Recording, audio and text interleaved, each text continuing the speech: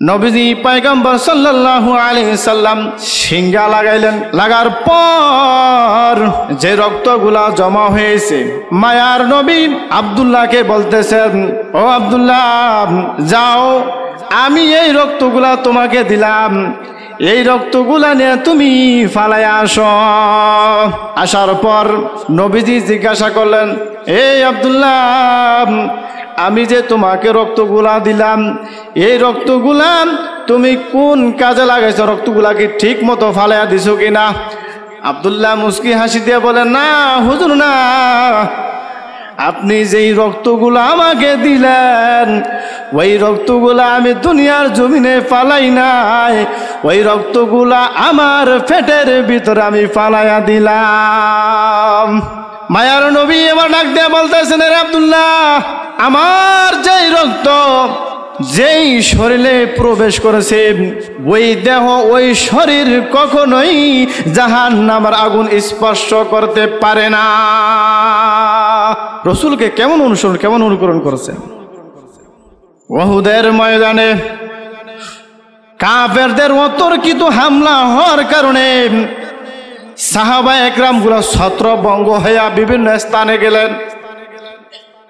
এমন সময় মুহাম্মদ সাল্লাল্লাহু আলাইহি ওয়াসাল্লামের দুইটি লোহার আংদাম নবীজির চেহারা মোবারক ঢুকে গেলেন।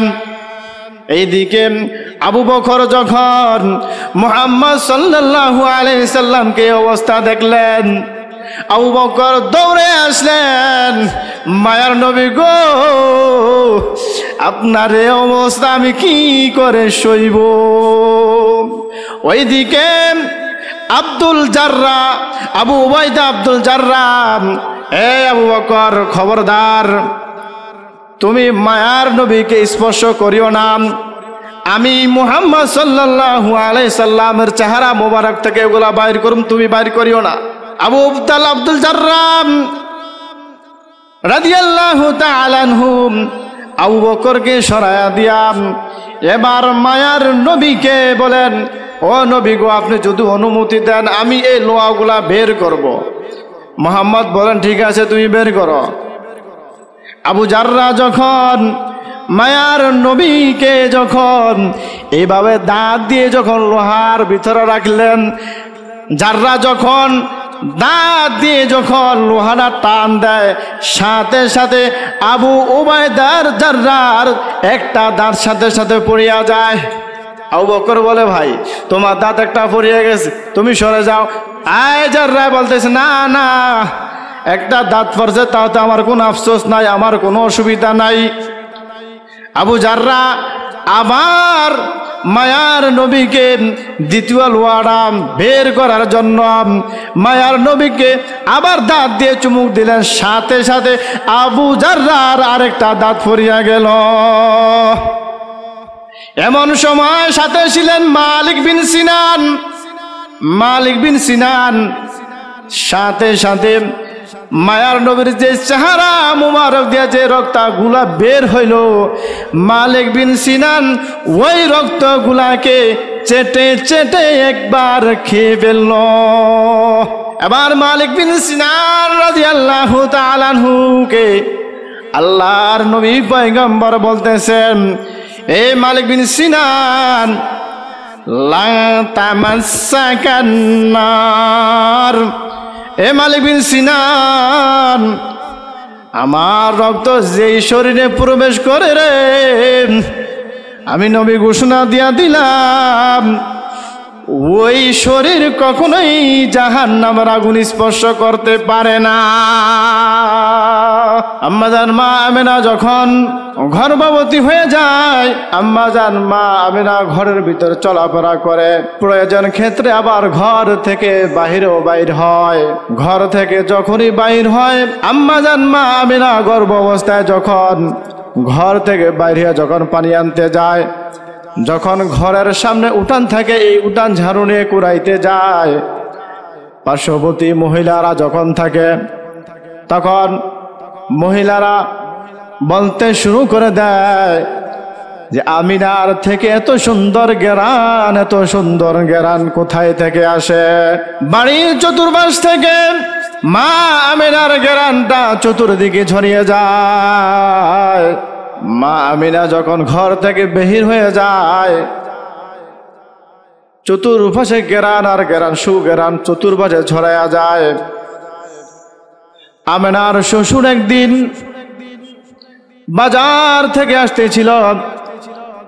আব্দুল মুত্তালিব যখন বাজার থেকে আসতেছিল, তখন লোকেরা বলা বলি করতে লাগে যে কোনোদিন তো তোমার ঘরের ভিতরে এত সুন্দর ঘ্রাণ আমরা শুনতে পাই না, এখন কিন্তু তোমার ঘরের ভিতরে থেকে কেমন সুন্দর জানি ঘ্রাণ চলে আসছে। সকলে বলা বলি করতে লাগলো, এত সুন্দর ঘ্রাণ কোথায় থেকে আসে? বলা বলতে যখন করতে লাগলো, এবার আব্দুল মুত্তালিব ঘরের ভিতরে যায় তার স্ত্রীকে জিজ্ঞাসা করলো, হে বিবি সাহেবা, এত সুন্দর ঘ্রাণ কোথায় থেকে আসে? আমার ঘরে তো আগে এত সুন্দর ঘ্রাণ ছিল না, কিন্তু মানুষ বলতে লাগলো আমার ঘর থেকে নাকি শুধু সুঘ্রাণ আসে। শ্বশুর যখন ঘরে যায় তার স্ত্রীকে জিজ্ঞাসা করলো, এবার স্ত্রী হতভম্ব হয়ে বলল, হা হা, আমার ঘরের ভিতরে তো খুব সুন্দর ঘ্রাণ আসে। এবার আব্দুল মুত্তালিব তার স্ত্রীকে ডাক দিয়ে বলে, আমার যে পুত্রবধূ আমেনা আছে, ওই আমেনা কোথায়? আমেনাকে ডাক দাও, এত সুন্দর ঘ্রাণ কোথায় থেকে আসে, তার থেকে আসে কিনা। শাশুড়ি যায় দেখতেছি আমেনা গোসল ঘরের ভিতরে আসে, গোসল করতেছে। শাশুড়ি যখন গোসলের ধারে গেলেন, গোসলের ঘরের কাছে গেলেন, দেখতেছে কপাটের নিচ দিয়ে শুধু ঘ্রাণ আর ঘ্রাণ আসতেছে। শাশুড়ি আর বুঝতে বাকি নাই,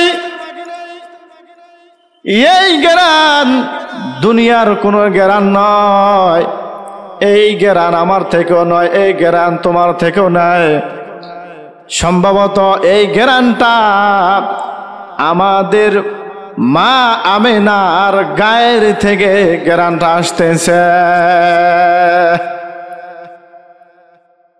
এবার যখন মা আমিনার গোসল শেষ,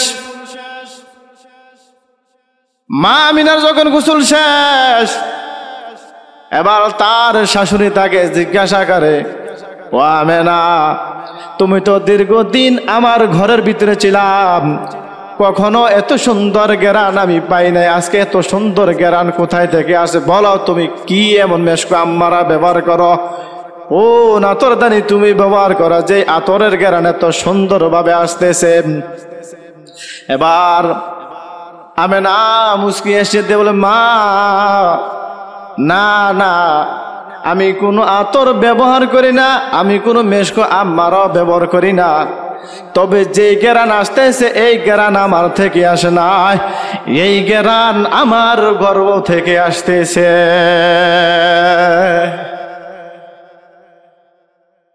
এই ঘ্রাণ আমার শরীর থেকে আসতেছে না, এই ঘ্রাণ আমি যে গর্ভ ধারণ করেছি সেই গর্ভ ধারণ থেকে এই ঘ্রাণ আসতেছে। বলে না সুবহানাল্লাহ।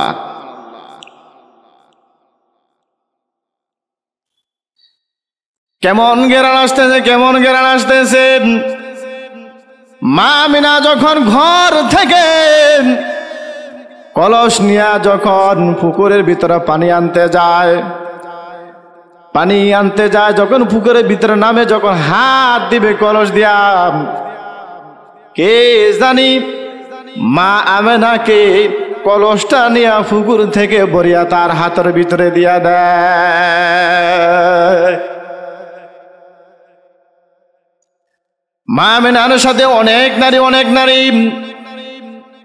সমস্ত নারীরা এক ডাকে এক আওয়াজ দেয়া কয়, ও আমিনা, তুমি এত হলে তুমি ক্যালাসটা ভরিও না, এই কলসটারে তুমি এত তাড়াতাড়ি ভরিয়া নিয়ে যাও না, কারণ তুমি যদি কলসটা তাড়াতাড়ি ভরিয়া যদি বাড়িতে নিয়ে যাও তাহলে আমাদের কলসকে ভরিয়া দিবে।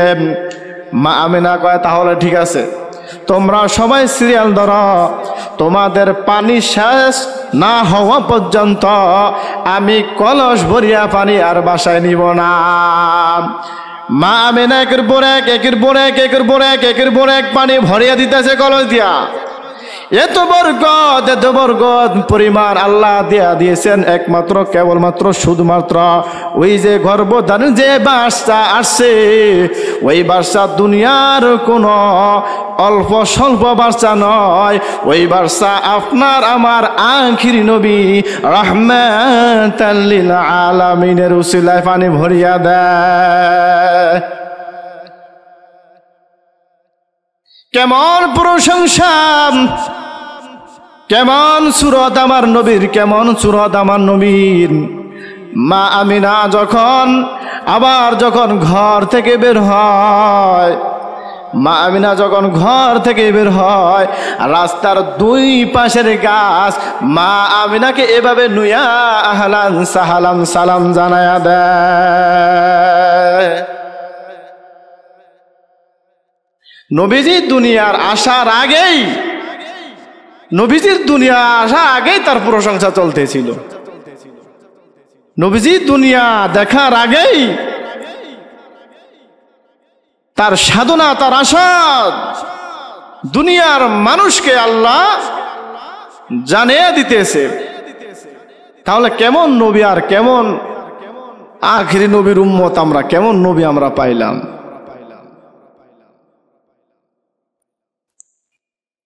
আজকে যে আলোচনা চলতেছে, এই আলোচনা রবিউল আউয়াল মাস। কি মাস? এই রবিউল আউয়াল মাস। কেউ বলতেছে নবী 12 রবিউল জন্মগ্রহণ করেছেন, আবার কেউ বলতেছেন 8 রবিউল আউয়াল মাসে নবী জন্মগ্রহণ করেছেন, আবার কেউ বলতেছেন নবী রবি আউয়ালে জন্মগ্রহণ করেছেন। এগুলা নিয়ে আজ আমাদের মাঝে দ্বন্দ্ব বিদ্বন্দ্ব হইয়া মানুষ, মুসলমান নামদারি আমরা যারা আছি, এরা সকলেই রাস্তার আশেপাশে মসজিদে দেখবেন শুধু ফিডাফিডি আর মারামারি করে। আছে না নাই? হ্যাঁ, নবীর জন্ম নিয়া, নবীজি জন্ম তারিখ নিয়া, নবীজির জন্মদিন ঈদে মিলাদুন নবী বলে ডাকে।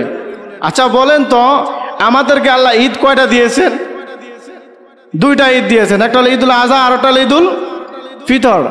এই 2টা ঈদ ব্যতীত আর অন্য কোনো ঈদ আছে? একদল মুসলমান বাইরেছে যে ঈদে মিলাদুন নবী, ঈদে মিলাদুন নবী, অর্থাৎ নবীদের জন্মদিন নাকি ঈদ হয়েছে, তারা সেই ঈদ পালন করতেছে।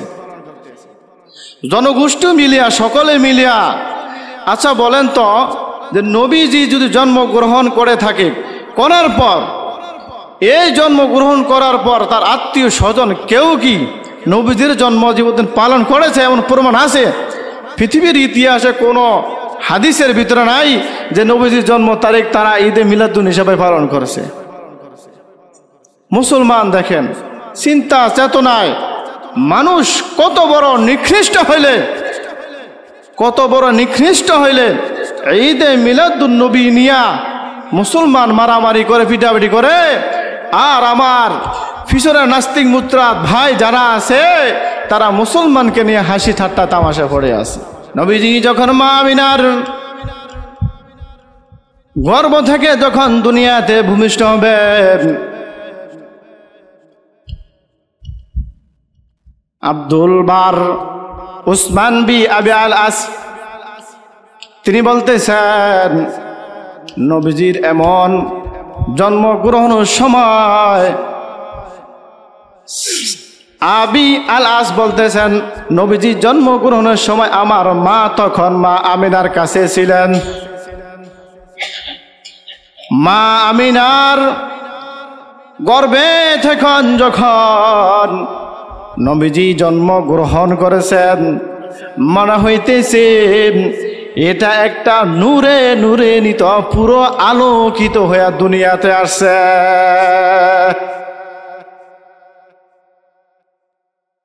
আবার একদিন মা আমিনাকে স্বপ্নে বলে দিল, হে আমিনা, তোমার গর্ভে থেকে যে সন্তান আসবে এই সন্তানের নাম তুমি দুনিয়ার জমিনে মুহাম্মদ নাম হিসাবে রাখবা। এবার যখন আব্দুল মুত্তালিব তার দাদা, নবীজির দাদা, যখন নবীজির দুনিয়াতে জন্মগ্রহণ করলো, জন্মগ্রহণ করার পর দুনিয়াতে আসলো, কিছুদিন পর আব্দুল মুত্তালিব তার এই নাতির অনুষ্ঠান করতে গিয়া অনেক মানুষকে দাওয়াত দিল যে নাতি হয়েছে। এই নাতির উপলক্ষে আব্দুল মুত্তালিব বিভিন্ন এলাকার মানুষকে দাওয়াত দিয়া খাওয়ার ব্যবস্থা করে দিয়েছে। এর ভিতর থেকে একজন লোক জিজ্ঞাসা করলো, আব্দুল মুত্তালিব, তুমি তোমার নাতির নাম মুহাম্মদ কেন রাখলা? আব্দুল মুত্তালিব ডাক দিয়া কয়, এটা আমার নাতি, এমন একটা নাতি, এই নাতি যখন দুনিয়াতে জন্মগ্রহণ করে নাই, এই নাতি যখন গর্ভধারণী অবস্থায় ছিল, তখন তার প্রশংসায় পুরা এলাকাটা আলোড়ন সৃষ্টি হয়ে গেল। এই সুবাদে আমি নাম রাখলাম তার নাম মুহাম্মদ। তাহলে আমরা বুঝে গেলাম যে আসলে মুহাম্মদ এই নামটা কে রাখলেন। একদিকে মা আমিনাকে স্বপ্নে বলে দিছে যে এই সন্তান দুনিয়াতে জন্মগ্রহণ করবে, এর নাম তুমি মুহাম্মদ রাখিয়ে দিও। জন্মগ্রহণ করার পর আব্দুল মুত্তালিব তার মন থেকে সুরতের দিকে খেয়াল করিয়া, প্রশংসার দিকে খেয়াল করিয়া নাতির নাম মুহাম্মদ রেখে দিছেন।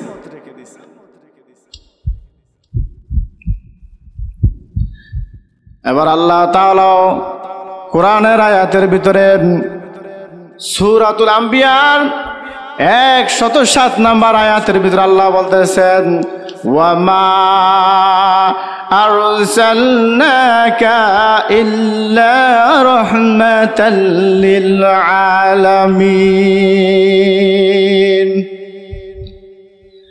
আল্লাহ কোরআন আয়াতের ভিতরে লাগতে বলেন, হে মুহাম্মদ,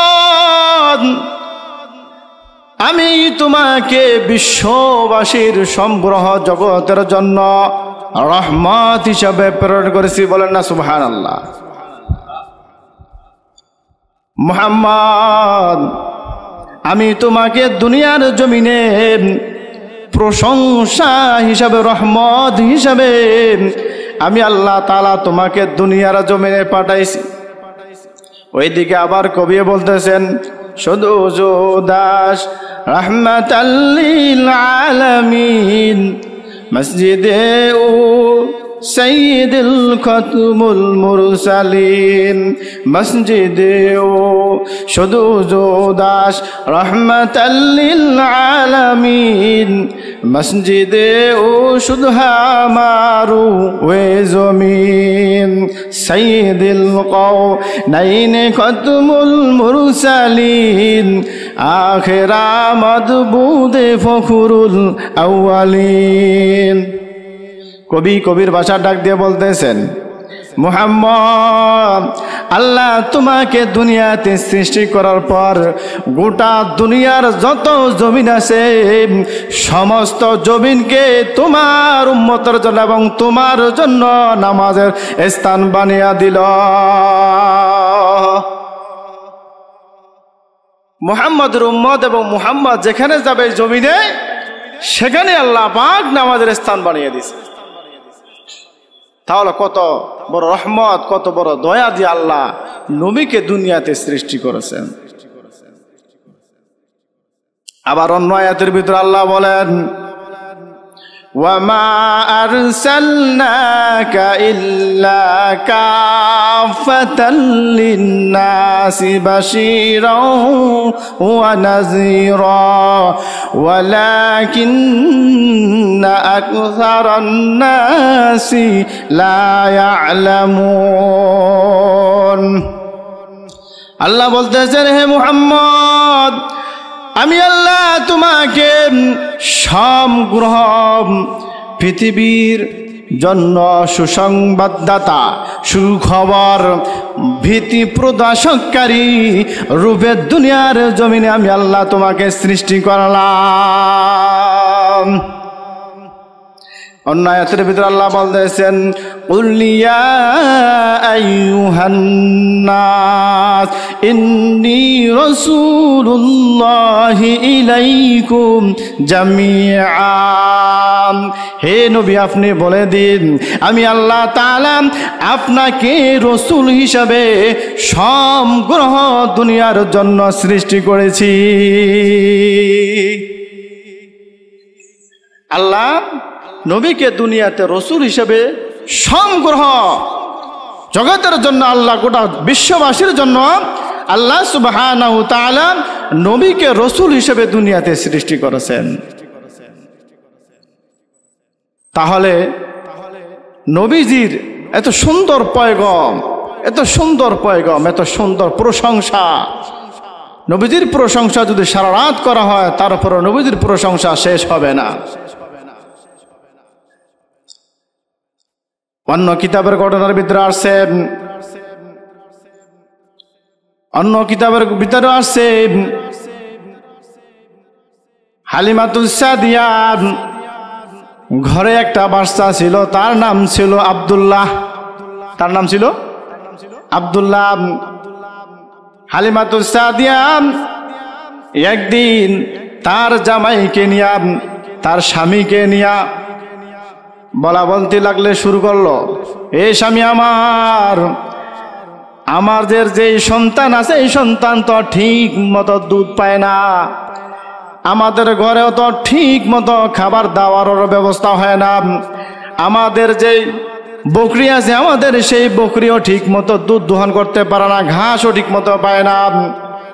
ও স্বামী আমার, শুনলাম মক্কার জমিনে অমুক স্থানে আরবের ময়দানে নাকি সন্তানগুলা, বড় বড় মানুষের সন্তানগুলা নাকি ওই এলাকায় সবগুলাকে একসাথ করে জমা করে সেখান থেকে মানুষ যে যাকে ভালো পায় তাকে নিয়ে সেখান থেকে লালন পালন করে।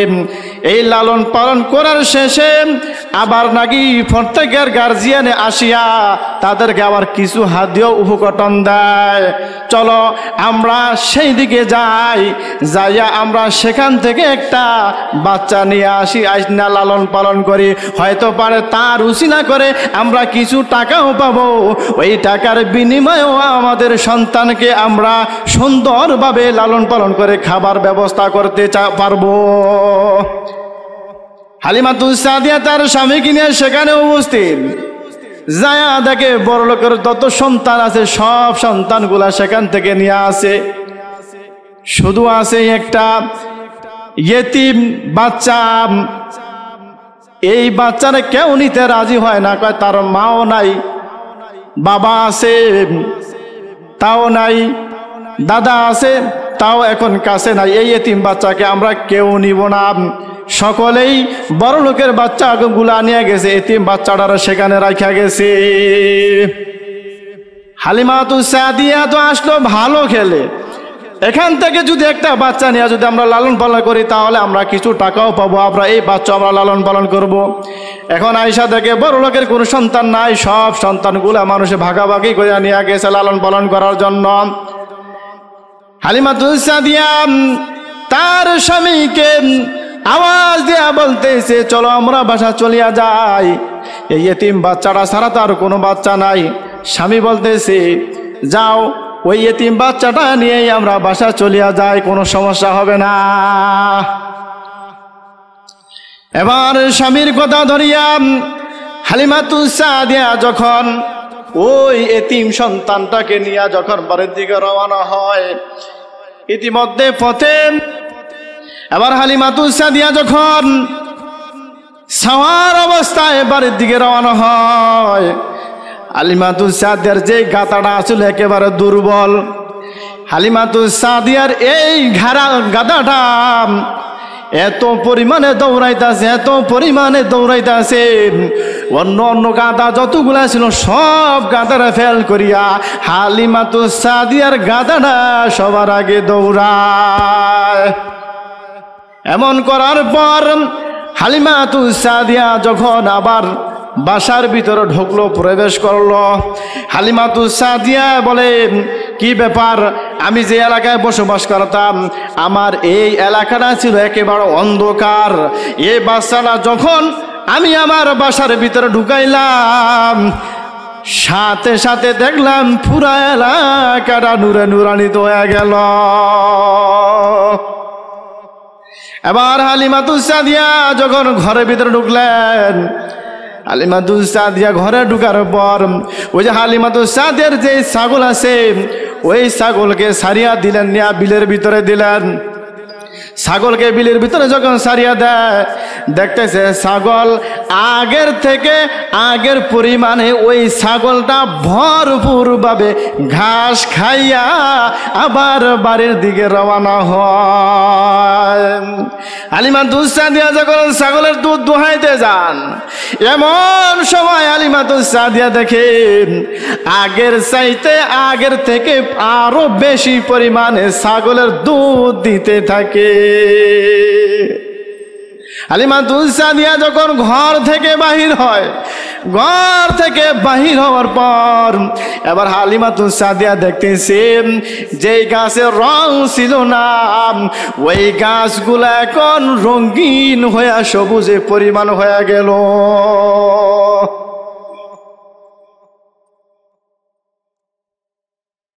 এবার হালিমাতুস সাদিয়া বলেন, বড় লোকের সন্তান যারা নিছে তারা কিন্তু কাম দিতে পারে না, আমি এই এতিম বাচ্চাটাকে আনলাম, আনার পর দেখলাম এই বাচ্চাটার ফয়েজ এবং বরকত যে কি পরিমাণ। আল্লাহু আকবার, সুবহানাল্লাহ, এত পরিমাণ। সেই বাচ্চাটাই ইয়েতিম নবী আপনার আমার সাইয়্যিদুল মুরসালিন রাহমাতাল লিল আলামিন জনাবে হযরত মুহাম্মদ মুস্তাফা সাল্লাল্লাহু আলাইহি ওয়াসাল্লাম। তাহলে সেই নবীজির সুরত প্রশংসনীয়, কত সুন্দর ছিল। দুনিয়ার জমিনে এখন আমাদের যে মা বোন আছে, এই মা বোনদেরকে যদি বলা হয় পর্দা করো, তুমি গর্ভ অবস্থায় আছে, তোমার পেট এবং পিঠ অন্য পুরুষ দেখবে, তখন দেখবেন কিছু বললেই শ্বশুর শাশুড়ি ঘাড় তেরা করে দাঁড়িয়ে যায়।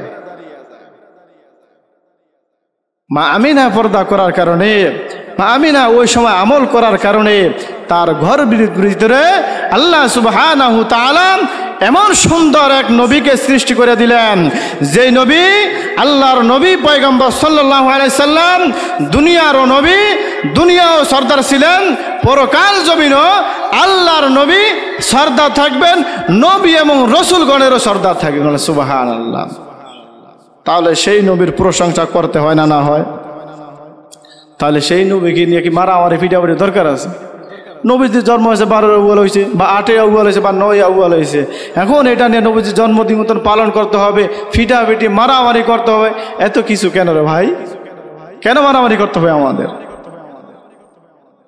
কোনো মারামারি, কোনো ফিটাফিটি আমাদের দরকার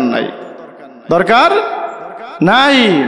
আমাদের রসুল প্রশংসনীয়, আমাদের রসুল আমাদের জন্য গর্ব, আমাদের রসুল আমাদের শ্রদ্ধা ভাজন, আমাদের রসুল আমাদের পরকালের জগৎ আমাদের সর্দার, দুনিয়ার জমিনে আমাদের রসুল আমাদের সর্দার ছিলেন। এটা নিয়ে ফিটাফিটি তো কিছু করার নাই। এই গেল রসুলের সুরত, রসুলের প্রশংসনীয় এত সুন্দর। আল্লাহ আবার অন্য আয়াত দিয়া রসুল সাল্লাল্লাহু আলাইহি সাল্লামের যে সিরত দিয়েছেন সেই সিরতের কথা আল্লাহ তাআলা বলতেছেন হুয়াল্লাযী আরসালা রাসূলাহু বিল হুদা ওয়া দীনিল হাক্কি লিইয়ুযহিরাহু আলাদ-দীনি কুল্লিহি ওয়া কাফা বিল্লাহি শাহীদা। আল্লাহ বলতেছেন তিনি আল্লাহ সুবহানাহু তাআলা বলতেছেন আমি রসুলকে দুনিয়াতে রসুল হিসাবে পাঠাইলাম। শুধু তাই নয়, আমি রসুলকে দুনিয়াতে সত্য এবং হেদায়াতের দিন হিসাবে আমি আল্লাহ তাআলা রসুলকে দুনিয়ার জমিনে পাঠাইছি। ওয়া কাফা বিল্লাহি শাহীদা, এবং এই সাক্ষী আমি আল্লাহই যথেষ্ট।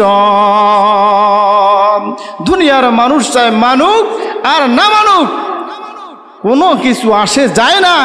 আমি যে আল্লাহ রসুলকে দুনিয়াতে রসুল হিসাবে পাঠাইলাম এবং সত্য জানটা নিয়ে পাঠাইলাম, এটা দুনিয়ার মানুষ মানুক আর না মানুক, আমি আল্লাহ সাক্ষী দিলাম, আমি আল্লাহই যথেষ্ট, আমি আল্লাহই যথেষ্ট। তাহলে রসুলের সিরত কি? রসুল দুনিয়াতে আল্লাহ যে রাসালাতের যে দায়িত্ব নিয়ে দুনিয়ার জমিনে পাঠাইছেন, আল্লাহ রসুল দুনিয়ার দায়িত্ব পাঠানোর পর আল্লাহ রসুল এবার মানুষের ধারে ধারা যায়, কাছে কাছে গাইয়া বুঝায়, হে কাফের ভাই, হে মুশরিক ভাই, হে ইহুদি ভাই, হে নাসারা ভাই, হে হিন্দু ভাই, হে বৌদ্ধ ভাই, তুমি যে ধর্ম পালন করতেছ এইটা কোনো ধর্মের ভিতরে পড়ে না। এটা না আছে জান্নাত, না আছে কোনো লাভ, বরং সে এটা ক্ষতি সারা দুনিয়ার জমিনে পরকালের জমিনে কোনো লাভ নাই। হে কাফের ভাই আসো ইসলামের পথে আসো, হে মুশরিক ভাই আসো ইসলামের পথে আসো, হে হিন্দু ভাই আসো ইসলামের পথে আসো, হে বৌদ্ধ ভাই আসো ইসলামের পথে আসো, হে খ্রিস্টান ভাই আসো ইসলামের পথে আসো, হে হিন্দু ভাই আসো ইসলামের পথে আসো। একের পর একের পরে আপনার আমার নবী, মায়ার নবী, দু জাহানের নবী কালিমার দাওয়াত দেয়, লা ইলাহা ইল্লাল্লাহু মুহাম্মাদুর রাসূলুল্লাহ। হে ভাই কালিমার পথে আসো, কালিমার পথে আসলে তোমাদের জান্নাত সামনে আসে। যদি কালিমা সারিয়া যদি অন্য পথায় যাও তাহলে তোমাদের জন্য জাহান্নামের আগুন প্রস্তুত আছে।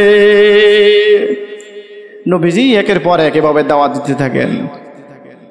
এবার কালিমা গ্রহণ করার পর নবীজি দাওয়াত দেয়, এ ভাই আল্লাহ তোমাদের জন্য 5 ওয়াক্ত নামাজকে নির্ধারিত করে দিয়েছেন, নামাজের পথে আসো, নামাজের পথে আসো, নামাজের পথে আসো, নামাজের পথে আসো। নামাজ পড়লে কি লাভ জানো?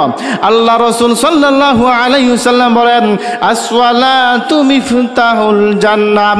আল্লাহর নবী বলেন নামাজ পড়লে তোমরা জান্নাত পাবা। অন্য হাদিসের ভিতরে আল্লাহ নবী পয়গম্বর আরবি মুহাম্মদ রাসূলুল্লাহ সাল্লাল্লাহু আলাইহি সাল্লাম বলেন, আউয়ালু মা ইউহাসাবু বিহিল আবদু ইয়াউমাল কিয়ামাতি সালাহ। আল্লাহ নবী বলেন কিয়ামতের দিন সর্বপ্রথম আল্লাহ তোমাদের থেকেই নামাজের হিসাব নিবে। সর্বপ্রথম নামাজের হিসাব নিবে। তাহলে রসুল যে দাওয়াত দিয়েছেন, রসুল যে কাজ করেছেন, রসুল যে রিসালাতের দায়িত্ব আমাদেরকে দেয়া গেছেন, রসুল যেই কাজগুলা করে দুনিয়া থেকে শেষ বিদায়ের ভাষণে যে ঘোষণা দিয়ে চলে গেলেন, সেই ঘোষণা অনুযায়ী আমরা যদি রসুলের অনুকরণ না করি তাহলে আমাদের সিরত আর পালন হবে না, আমাদের সিরত আর পালন হবে না। রসুলের সিরত আমাদের অবশ্যই পালন করতে হবে, রসুলের সিরত অবশ্যই আমাদের পালন করতে হবে। সাহাবা একরাম রসুল করিম সাল্লাল্লাহু আলাইহি সাল্লামকে এত পরিমাণে অনুকরণ করে থাকতেন। একদিন নবীজি পয়গম্বর সাল্লাল্লাহু আলাইহি সাল্লাম সিঙ্গা লাগাইলেন। কি লাগাইলেন? সিঙ্গা লাগাইলেন। লাগার পর যে রক্তগুলা জমা হয়েছে এবার মায়ার নবী ডাক দিয়া বলেন, আব্দুল্লাহকে বলতেছেন, ও আব্দুল্লাহ যাও, আমি এই রক্তগুলা তোমাকে দিলাম, এই রক্তগুলা নিয়ে তুমি ফালায় আসো। আসার পর এবার যখন আব্দুল্লাহ নবীজির কাছে আসলেন, নবীজি জিজ্ঞাসা করলেন, এই আব্দুল্লাহ, আমি যে তোমাকে রক্তগুলা দিলাম, এই রক্তগুলা তুমি কোন কাজে লাগাইছো? রক্তগুলা কি ঠিক মতো ফালাইয়া দিছো কিনা? আব্দুল্লাহ মুস্কি হাসি দিয়ে বলেন, না হুজুর না, আপনি যেই রক্তগুলা আমাকে দিলেন ওই রক্তগুলা আমি দুনিয়ার জমিনে ফালাই নাই, ওই রক্তগুলা আমার পেটের ভিতরে আমি ফালাইয়া দিলাম। মায়ার নবী এবার ডাক দিয়ে বলতেছেন, রে আব্দুল্লাহ, আমার যেই রক্ত যেই শরীরে প্রবেশ করেছে ওই দেহ ওই শরীর কখনোই জাহান্নামের আগুন স্পর্শ করতে পারে না। রসুলকে কেমন অনুসরণ, কেমন অনুকরণ করেছেন। উহুদের ময়দানে কাফেরদের অতর্কিত হামলা হওয়ার কারণে সাহাবা একরাম গুলা ছত্রভঙ্গ হইয়া বিভিন্ন স্থানে গেলেন। এমন সময় মুহাম্মদ সাল্লাল্লাহু আলাইহি ওয়াসাল্লামের শিরোত্রাণ দুইটি লোহার আংদাম নবীজির চেহারা মোবারক ঢুকে গেলেন। এইদিকে আবু বকর যখন মুহাম্মদ সাল্লাল্লাহু আলাইহি সাল্লামকে অবস্থা দেখলেন, আবু বকর দৌড়ে আসলেন, মায়ার নবী গো, আপনার এই অবস্থা আমি কি করে সইব?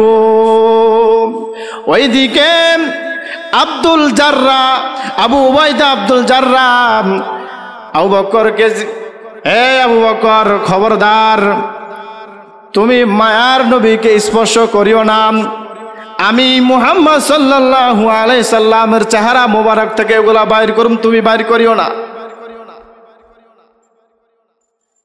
আবু আব্দুল জাররা রাদিয়াল্লাহু তাআলা আনহু আবু বকরকে সরায়া দিয়া এবার মায়ার নবীকে বলেন, ও নবী গো, আপনি যদি অনুমতি দেন আমি এই লোহাগুলা বের করব। মুহাম্মদ বলেন, ঠিক আছে তুমি বের করো। আবু জাররা যখন মায়ার নবীকে যখন এইভাবে দাঁত দিয়ে যখন লোহার ভিতরে রাখলেন, জাররা যখন দাঁত দিয়ে যখন লোহাটা টান দেয়, সাথে সাথে আবু উবাইদার জাররার একটা দাঁত সাথে সাথে পড়িয়া যায়। আবু বকর বলে, ভাই তোমার দাঁত একটা পড়িয়া গেছে, তুমি সরে যাও। আয় জাররা বলতেছে, না না, একটা দাঁত পড়ছে তাতে আমার কোনো আফসোস নাই, আমার কোনো অসুবিধা নাই। আবু জাররা আবার মায়ার নবীকে দ্বিতীয় লোহাটা বের করার জন্য মায়ার নবীকে আবার দাঁত দিয়ে চুমুক দিলেন, সাথে সাথে আবু জাররার আরেকটা দাঁত পড়িয়া গেল। এমন সময় সাথে ছিলেন মালিক বিন সিনান। মালিক বিন সিনান সাথে সাথে মায়ার নবীর যে চেহারা মুবারক দিয়ে যে রক্তগুলা বের হইল, মালিক বিন সিনান ওই রক্তগুলাকে চেটে চেটে একবার খেয়ে ফেলল। এবার মালিক বিন সিনান রাদিয়াল্লাহু তাআলা আনহুকে আল্লাহর নবী পয়গম্বর বলতেছেন, এই মালিক বিন সিনান, লা তামাসসাকান নার, এ মালিক বিন সিনান, আমার রক্ত যেই শরীরে প্রবেশ করে রে, আমি নবী ঘোষণা দিয়া দিলাম ওই শরীর কখনোই জাহান্নামের আগুন স্পর্শ করতে পারে না।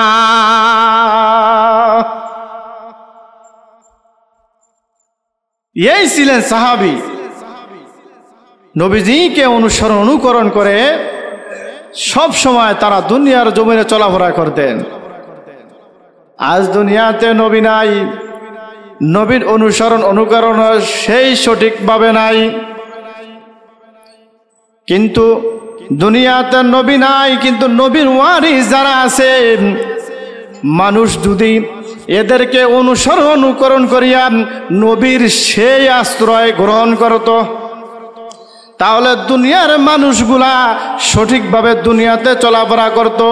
কারণ হায়রে, আমি তো নবীকে দেখি নাই, কিন্তু নবীজির আদর্শের ঘোড়া তো মাওলানা দুনিয়ার জমিনে অভাব নাই। এই মাওলানার দিকে যদি আমি তাকাই, তাহলে আমি তো অনুভব করতে পারি যে মায়ার নবী কত আদর্শবান এবং কত চরিত্রবান এবং কত সিরত এবং কত সুরতের অধিকারী ছিলেন।